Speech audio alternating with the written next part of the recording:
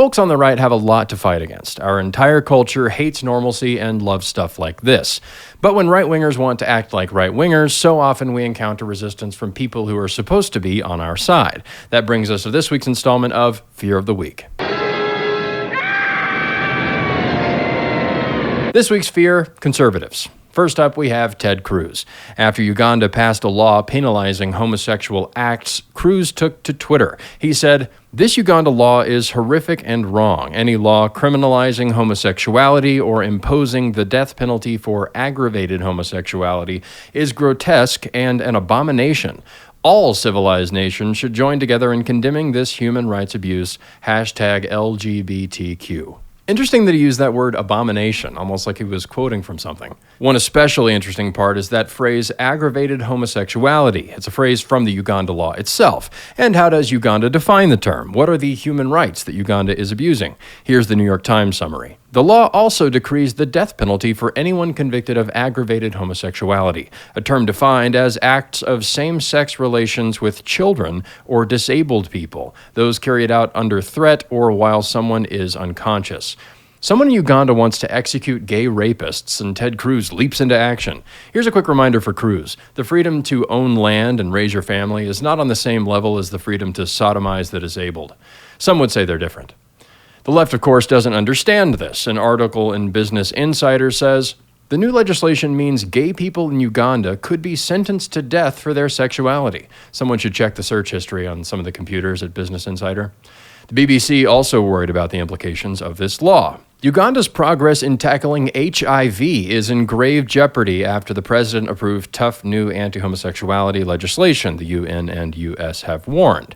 Yeah, Uganda, without rampant homosexuality, how are we going to fight AIDS? People are upset, but Uganda is just enacting common-sense gay control.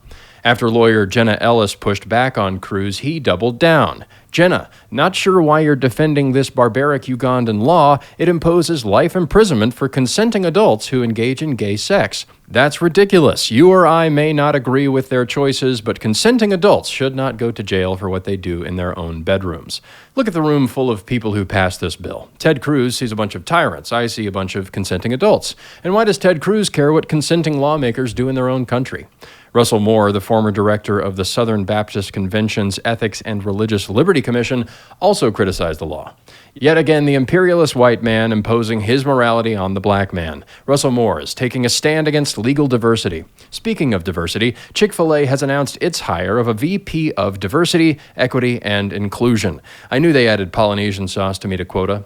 Employees can now look forward to his new spate of seminars, "When My Pleasure Isn't Your Pleasure, The Spectrum of Sexuality," Two Pickles, The Gay Imperative, and How to Stop a Race Riot in the Play Area. This move has sparked calls for a boycott. And if you can get white moms to boycott Target and Chick-fil-A, I'm pretty sure you can do anything. Michael Knowles said that this says less about Chick-fil-A and more about the entire culture around it. And that's right. The wedge they've used with Chick-fil-A is the wedge they've used in a lot of Christian churches: white guilt. This week, a video from 2020 resurfaced featuring the Chick-fil-A CEO washing Lecrae's sneakers to make up for slavery or something. I invite folks to put some words to action here. And if we need to find somebody that needs to have their shoe shine, we need to just go right on over and shine their shoes. And whether they got tennis shoes on or not, maybe they got sandals on, it really doesn't matter. So that's when the healing began.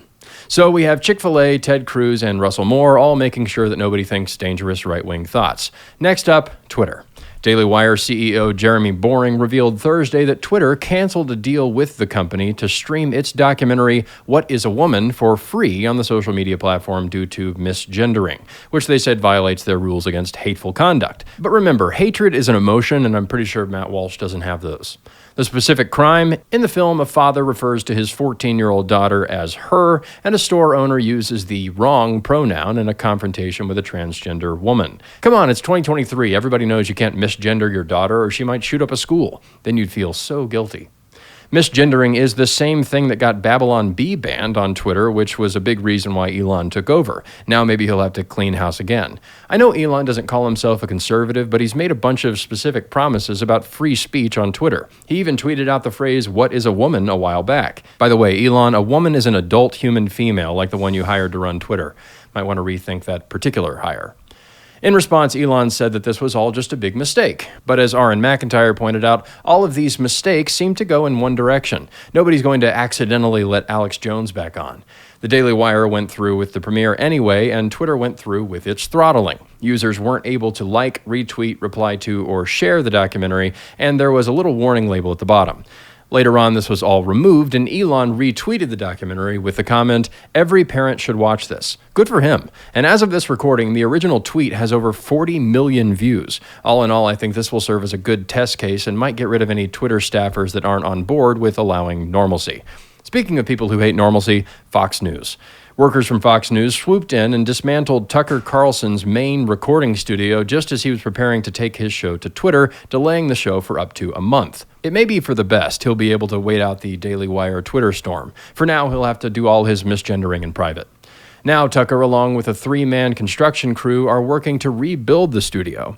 If Fox is trying to make Tucker look cool, it's working. And finally, we have National Review. Many right-wingers pushed back after Kohl's released a baby onesie featuring adults and kids celebrating LGBTQ pride together, which sounds like something from an arrest report. Conservative website National Review released an article downplaying the whole thing called "Sometimes a Onesie is Just a Onesie." Chick-fil-A, Ted Cruz, Twitter, Fox News, and National Review. A haunted house of conservatives. And their worst fear is that someone makes the left mad. There's the old phrase, with friends like these, who needs enemies? But these folks aren't acting like friends. They're just responding to pressure. So I guess we pressure them. This week over on Canon Plus, we announced the winner of last week's Cringe Award. Use promo code WADE99 to get your first month for just 99 cents and get access to their full library of documentaries, audiobooks, etc. For now, I'm Wade. Thanks for watching, and I'll see you over on Canon Plus.